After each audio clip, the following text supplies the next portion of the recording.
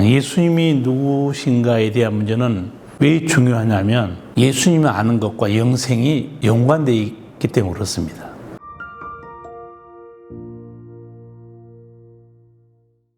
순회 선교사 오세선 목사입니다. 오늘은 예수님에 대해서 말씀을 드리도록 하겠습니다. 첫 번째 오늘 다룰 내용은 예수님은 누구신가에 대한 문제입니다. 사실 예수님이 누구신가, 세계에 종교를 가진 아니면 종교가 없는 사람들도 이 문제에 대해서 관심도 많고 또 논쟁도 많습니다. 성경에도 보면 사람들이 예수님에 대해서 그가 선지자인가 아니면 납비인가 아니면 진짜 오실 메시아인가에 대해서 많이 궁금해했습니다. 성경에는 천사들이 예수님에 대해서 말한 것도 있고 마귀와 귀신이 예수님에 대해 말한 것도 있습니다. 그리고 동네 사람들 또 종교 지도자들이 예수님에 대해서 말한 것도 있고 마지막으로는 하나님께서 말씀한 것도 있습니다. 예수님이 누구신가에 대한 문제는 왜 중요하냐면 예수님을 아는 것과 영생이 연관되어 있기 때문에 그렇습니다. 요한복음 17장 3절에 예수님이 하신 말씀이 있어요. 제가 한번 읽어드릴게요. 영생은 곧 유일하신 참 하나님과 그가 보내신 자 예수 그리스도를 아는 것이다. 영생이 예수님을 아는 것과 연관되어 있다는 거, 대단히 중요한 말씀이거든요. 그러면 예수님을 어떻게 아는 것이 영생을 이루는 것인가? 단어를 살펴볼 필요가 있습니다. 예수님 말씀하신 이 알다는 단어, 헬라어에는 한 3가지 종류가 있습니다. 보통 하나님께서 우리를 알고 계시는 거, 직관으로 알다는 단어가 하나 있고 배워서 알다는 단어도 있고 또 만나고 체험해서 알다는 단어도 있습니다. 영생이 하나님과 예수님을 아는 데 있다고 예수님이 말씀할 때는 지식으로 이해하는 걸 말한 건 아니에요. 만나서 경험해서 직접 관계 속에서 아는 경우를 말하고 있습니다. 그래서 예수님이 누군가를 아는 것은 대단히 중요한 거고 제가 앞서 언급한 대로 하나씩 짚어드릴게요. 천사들은 예수님에 대해서 뭐라고 말했을까요? 어떤 존재로 말했는가? 그 말씀이 몇 군데 있는데 누가복음 2장 10절에서 11절 제가 한번 읽어드릴게요. 천사가 이르되 무서워 말라. 보라 내가 온 백성에게 미칠 큰 기쁨의 좋은 소식을 너희에게 전하노라. 오늘 다윗의 동네에 너희를 위하여 구주가 나셨으니 곧 그리스도 주시니라. 여기 천사가 뭐라고 말하냐면 아기 예수에 대해서 몇 가지 단어를 써요. 구주란 말을 씁니다. 저 아기 예수는 구주라는 거예요. 구세주라는 뜻이죠. 또 하나는 그리스도 주라고 말해요. 그리스도란 말은 실제적으로는요, 히브리어로는 메시아란 뜻이에요. 헬라어로는 그리스도고 같은 뜻이에요. 그런데 원래 의미는 기름 부음을 받은 자, 지금 요새 말로 하면 성령으로 충만하게 된 자를 가리킨 단어예요. 그러니까 저 아기 예수는 구세주면서 하나님의 영으로 충만한 자. 그리고 또 하나 뭐라고 말하냐면 그리스도 주라고 씁니다. 주, 이 주라고 말한 단어, 신약 성경의 주라는 단어는 대체적으로 다 하나님이라는 단어예요. 그러니까 천사는 아기 예수를 딱 보고 목자들에게 알려줍니다. 저 아기 예수가 누군지 아느냐? 실상은 저분은 그리스도고 하나님이시고 인간을 구원할 구세주다. 이게 천사가 알려준 겁니다. 사람들은 누군지 잘 몰랐어요. 근데 왜 천사는 보자마자 바로 알았을까요? 천사는 영적 존재입니다. 두 번째, 이 귀신들, 마귀는 예수님에 대해서 뭐라고 말했을까요? 누가복음 8장 28절 제가 한번 보겠습니다. 예수를 보고 부르짖으며 그 앞에 엎드려 큰 소리로 불러 가로되 지극히 높으신 하나님의 아들 예수여, 나와 당신과 무슨 상관이 있나이까? 당신께 구하노니 나를 괴롭게 마옵소서. 딱 보는 순간에 지극히 높으신 하나님의 아들이라고 그래요. 근데 이 회당에 들어갔을 때 그 많은 사람이 모여 있었잖아요. 거기 귀신 들린 사람이 있었어요. 예수님이 들어온 걸 보고 소리를 지른 거예요. 사람들은 지금 말하면 예배당이죠. 예배 드리러 와서 예수님을 보고서 아마 속으로 다 그런 생각했을 거예요. 목수의 아들, 요셉과 마리아의 아들, 그렇게 생각하고 있었는데 갑자기 귀신이 소리를 지른 겁니다. 지극히 높으신 하나님의 아들이라는 거예요. 하나님의 아들이면서 이 땅에 왜 왔는가? 그것도 알고 있어요. 나를 괴롭게 하지 말라는 거예요.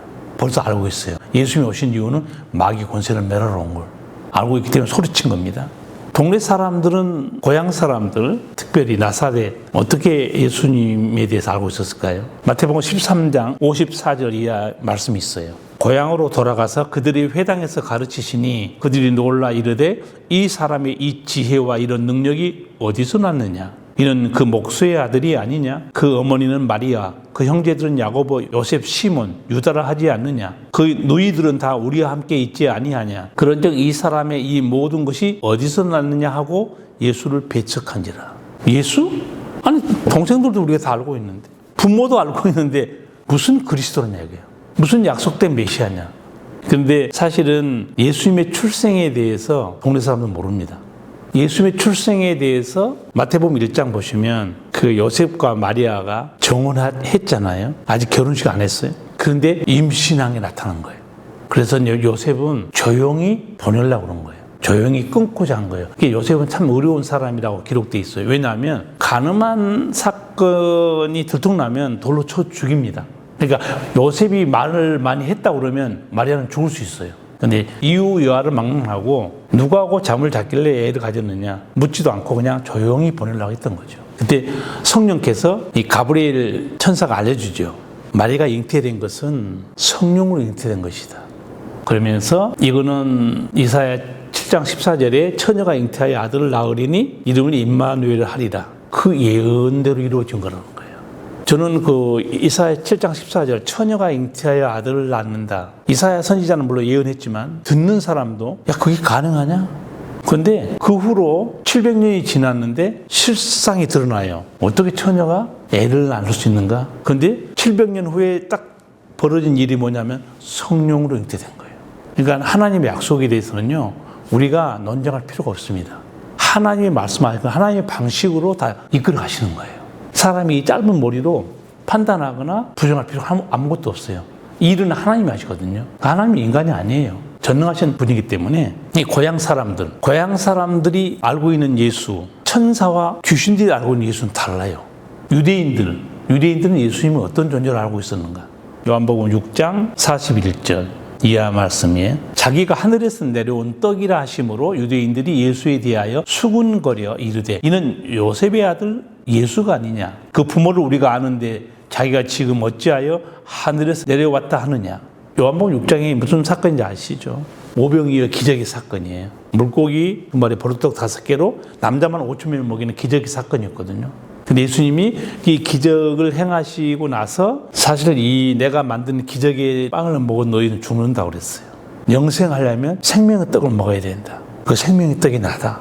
하늘에서 내려왔다고 말하니까 사람들이 말하는 거예요. 아니 우리가 부모를 아는데 무슨 내가 하늘에서 내려왔다 하느냐. 또 한 군데 더 말씀드릴게요. 요한복음 8장 51절 이하의 말씀. 이 말씀 때문에 유대인들은요 예수를 이렇게 얘기해요. 한번 들어보세요. 진실로 진실로 너희에게 이르노니 사람이 내 말을 지키면 영원히 죽음을 보지 아니하리라. 유대인들이 이르되 지금 내가 귀신 들린 줄을 아노라. 아브라함과 선지자들도 죽었거늘 내 말은 사람이 내 말을 지키면 영원히 죽음을 맛보지 아니하리라. 아니 유대인들이 가장 추앙했던 믿음의 조상이 아브라함이었죠. 아브라함도 죽었다는 거예요. 내가 뭔데 사람이 너 말을 지키면 죽음을 보지 않는다? 너 귀신 들린 거 아니냐? 너 미친 거 아니냐? 이게 종교 지도자들의 예수님에 대한 평가였어요. 마지막으로 하나님은 예수님에 대해서 뭐라고 말씀했을까요? 그런 이제 마태복음 3장 보면 세례 받는 장면이 나와요. 예수님이 세례를 받고 예수님이 물 위로 올라올 때 그때 성령이 비둘기처럼 내려오면서 하늘에서 음성이 들립니다. 하나님의 음성이에요. 마태복음 3장 17절입니다. 하늘로서 소리 있어 말씀하시되 이는 내 사랑하는 아들이요 내 기뻐하는 자니라. 하나님 직접 말씀한 거예요. 사람들이 얼마나 놀랐겠어요. 목수의 아들이 아니냐? 혹은 귀인들은 미친 자가 아니냐? 근데 하나님은 이는 내 사랑하는 아들이요 내 기뻐하는 자다.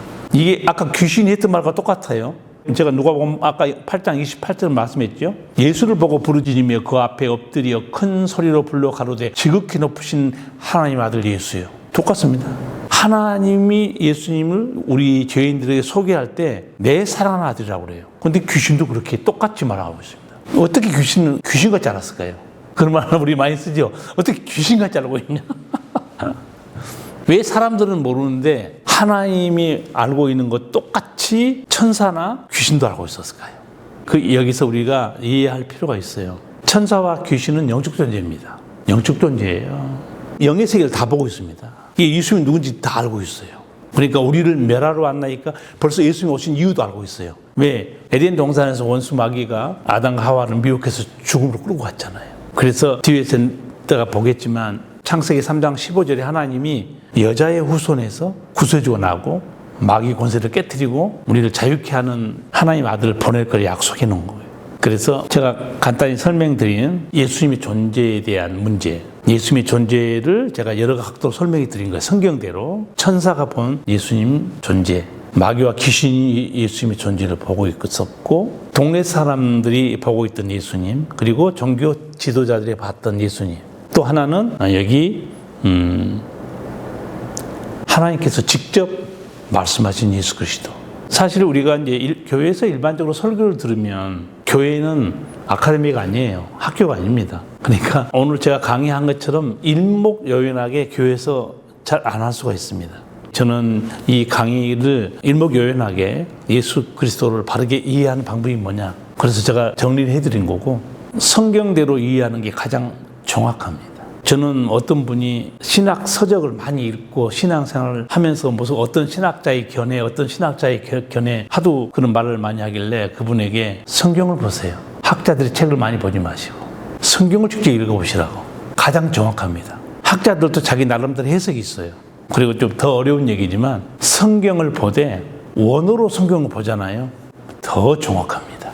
논쟁의 여지가 없어요. 구약 성경은 히브리어로 읽으시고 신약 성경은 헬라어로 읽으시면 더 깊이 제대로 이해할 수 있거든요. 저는 이런 표현도 씁니다. 성경을 바르게 이해하는 길이 어떤 읽기냐, 좀 어려운 단어지만 어려운 말로 하면 하나님의 언어로 성경을 읽어야 한다는 거예요. 세상 언어로 읽으면 뜻이 달라요. 번역은 똑같이 돼 있지만. 그래서 저는 특히 목회자들에게는 강의할 때 그런 말씀 드립니다. 성경은 하나님의 언어로 읽어야 된다. 세상 언어로 읽으면 안 된다는 거예요. 내가 완곡한 표현이었지만 그건 다른 거 아니었고, 하나님의 언어로 읽는다는 것은 원어로 읽어야 한다는 거예요. 우리말로 기록된 책이 아니잖아요. 언어도 아니고 단어도 아니고 뉘앙스도 다르고. 그래서 제가 이번 강의에 예수님이 누구신가에 대해서 성경적으로 정리해서 말씀드렸습니다.